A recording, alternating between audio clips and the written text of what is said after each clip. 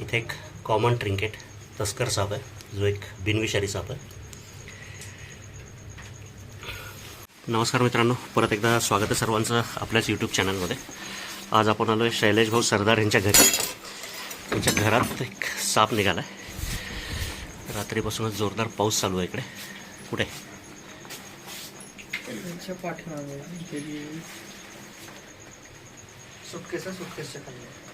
ह्याच्या खाली सुटकेस का? ते साईडला साप किती मोठा आहे?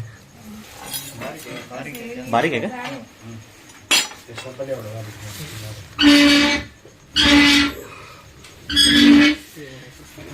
घे बरं का.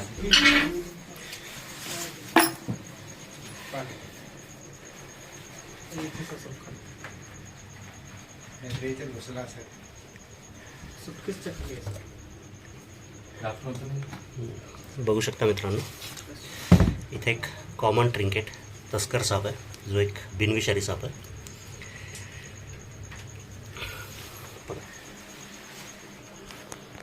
दिसला कोणाला तेवढा? ताई जप करत होती इथे.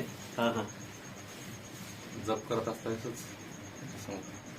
बिनविषारी असलेला कॉमन ट्रिंकेट, मुख्य खाद्य उंदीर, त्यामुळे माणसाच्या घरात राहणार असा.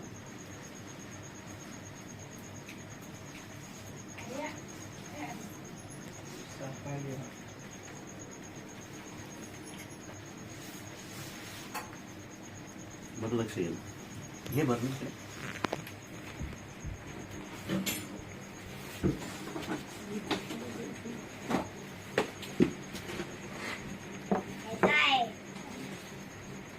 पाहिजे का? साप लाव हात, लाव. Good guy. घाबरायचं नाही, पण सापाला हात लावायचा नाही. कुठेही दिसला तरी दूर थांबायचं त्याच्यापासून. त्याला हात लावतात. हात लावायचा नाही बेटा. हात लावत नसतात त्याला. सावत असतो बरं का साप.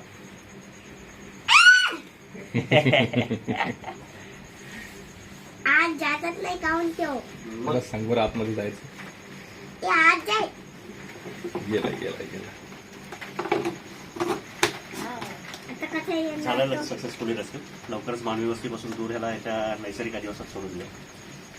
हे आहेत लोणारचे फेमस टुरिस्ट गाईड शैलेश भाऊ सरदार आणि अमोल सरदार.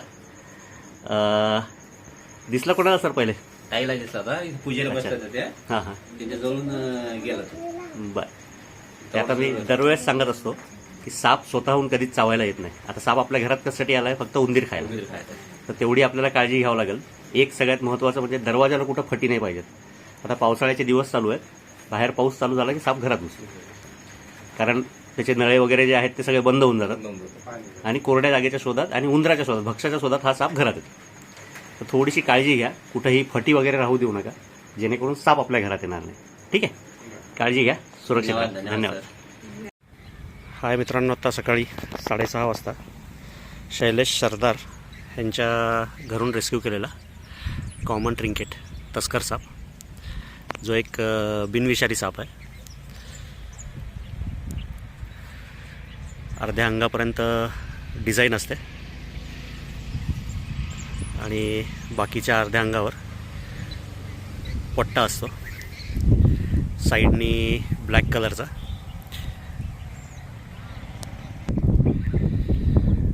पोटाच्या साईडला ब्लॅक कलरचा या डार्क ब्राऊन कलरचा आणि पाठीवर लाईट ब्राऊन कलरचा पट्टा असतो. मुख्य खाद्य जे आहे ह्या सापाचं ते आहे उंदीर. त्यांची आई सकाळी जप करत बसली होती आणि त्यांच्या शेजारून गेला हा साप. मी दरवेळेस सांगत असतो त्याचं एक चांगलं उदाहरण की साप स्वतःहून आपल्याला कधीच चावायला येत नाही.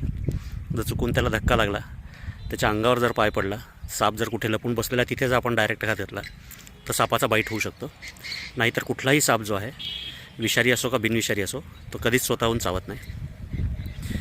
अतिशय सुंदर असलेला तस्कर साप, तोंड निमुळतं बारीक आणि डोक्यावर, मानेवर इनफॅक्ट दोन काळ्या उभ्या लाईन असतात.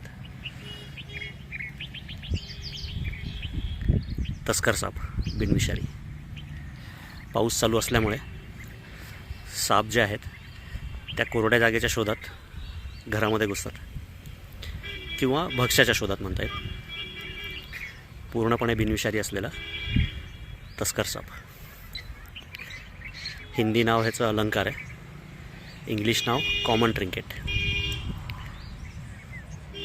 त्याला त्याच्या नैसर्गिक अधिवासात सोडण्यासाठी आपण आलेलो आहोत.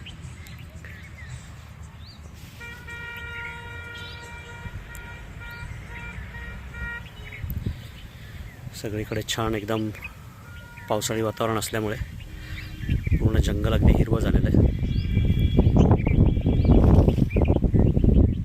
दिव्याचं